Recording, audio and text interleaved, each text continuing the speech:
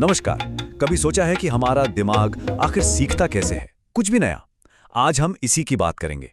ऐसा समझिए कि हम सीखने की प्रोसेस के लिए दिमाग का जो यूजर मैनुअल होता है, बस उसी के पन्ने पलटने वाले हैं और देखेंगे कि इसके पीछे का साइंस आखिर है क्या। तो हमारा सफर शुरू होता है इसी एक सवाल से। एक कमाल का टीचर, एक बेहतरीन टीचर इतना असरदार क्यों होता है? क्या यह सिर्फ एक कला है, एक आर्ट है, या इसके पीछे कोई ठोस विज्ञान छिपा है? शैक्षिक मनोविज्ञान हमें साफ साफ बताता है कि जवाब विज्ञान वाला है। ये कोई जादू नहीं है, ये एक सोचा समझा विज्ञान है।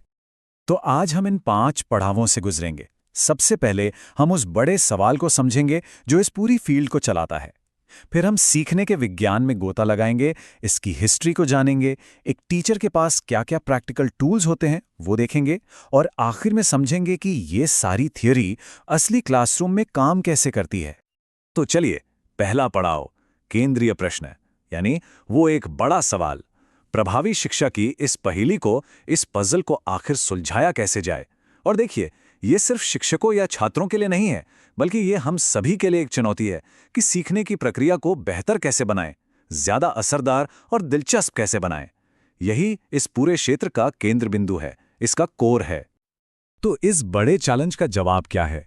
इसका जवाब हमें मिलता है सीखने के विज्ञान में।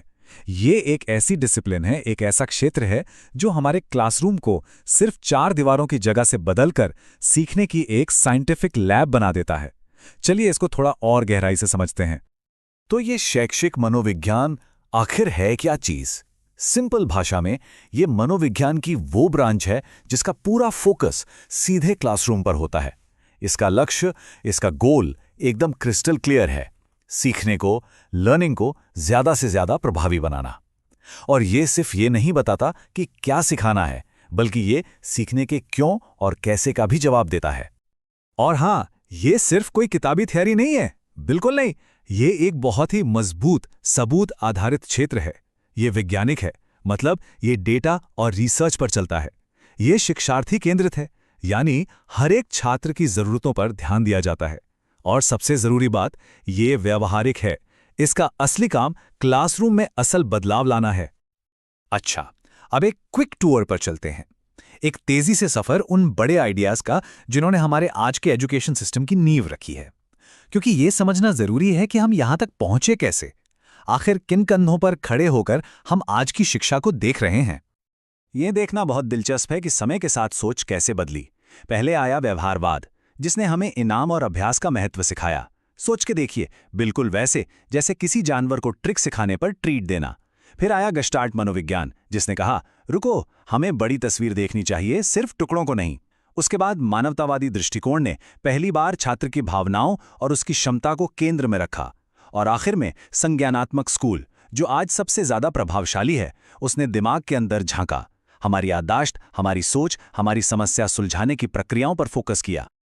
ओके, तो इतनी सारी थ्योरीज, इन सब का एक टीचर के लिए असल जिंदगी में क्या मतलब है?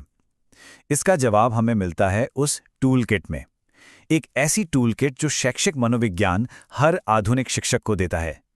तो चलिए इस टूल किट को खोलकर देखते हैं। तो एक आधुनिक शिक्षक का काम क्या सिर्फ पढ़ाना है? बिल्कुल नहीं। उनका काम है, पहला, हर सीखने वाले को समझना कि वो कैसे बढ़ते हैं, विकसित होते हैं और एक दूसरे से अलग कैसे हैं। दूसरा, उन्हें सीखने की प्रक्रिया में महारत हासिल करनी होती है, प्रेरणा का विज्ञान, याददाश्त कैसे काम करती है, ये सब कुछ। तीसरा, प्रगति का आकलन करना, ये जांचना कि छात्र कितना सीख रहे हैं। और चौथा, और शायद सबसे जरूरी, एक ऐसा सुरक्षित और सहायक माहौल बनाना जहां हर कोई कामयाब हो सके। और यहां इस विज्ञान का असली जादू दिखता है। देखिए, एक तरफ ये हमें सीखने की बड़ी बड़ी थ्योरीज विकसित करने में मदद करता है, और दूसरी तरफ वही थ्योरीज एक शिक्षक को रोजमर्रा के काम में मदद करती हैं, जैसे सही शिक्षण विधि चुनने में, क्लास को बेहतर ढंग से चलाने में, और उन छात्रों की मदद करने में जिन्हें ज्यादा ध्यान की जरूरत है। यह सिद्धांत और व्यवहार के बीच का सबसे जरूरी, सबसे मजबूत पुल है। और आखिर में यह समझना भी जरूरी है कि यह क्षेत्र रुका हुआ नहीं है, ये स्टैटिक नहीं है, ये लगातार विकसित हो रहा है, खुद को बेहतर बना रहा है, ताकि ये हमेशा प्रासंगिक और असरदार बना रहे। लेकिन सवाल यह है कि ये होता कैसे है? इसके लिए वैज्ञानिक विधियों का इस्तेमाल होता है, जैसे कि अवलोकन यानी वास्तविक जीवन की सेटिंग्स में व्यवहार को देखना, प्रायोगिक तरीके जहां नियंत्रित परिस्थितियों में कारण और प्रभाव को स्टडी किया जाता है, और अनुदैर्य अध्ययन जहां एक ही समूह को सालों तक फॉलो किया जाता है ये देखने के लिए कि वे कैसे बदलते हैं। इन्हीं तरीकों से ये क्षेत्र पक्का करता है कि शिक्षकों को जो टूल किट दी जा रही है वो हमेशा अपडेटेड और भरोसेमंद रिसर्च पर आधारित हो। ये सिर्फ राय नहीं है, ये एक ठोस विज्ञान है। तो इस सब का सार क्या है? यही कि शैक्षिक मनोविज्ञान सीखने वालों को समझने और सिखाने के तरीकों को बेहतर बनाने के लिए एक मजबूत नींव, एक स्ट्रॉन्ग फाउंडेशन देता है। जैसा कि कहा जाता है, यह सिद्धांत और व्यवहार के बीच के गैप को भर देता है। यह बड़े बड़े आइडियाज को उन प्रैक्टिकल रणनीतियों में बदलता है जो हर दिन हर क्लासरूम में एक सकारात्मक बदलाव लाती हैं। और आखिर में बात घूम फिरकर एक ही चीज पर आती है, अंतिम लक्ष्य, और वो है शिक्षा को हर एक इंसान के लिए ज्यादा सीखने वाले के अनुकूल और प्रभावी बनाना।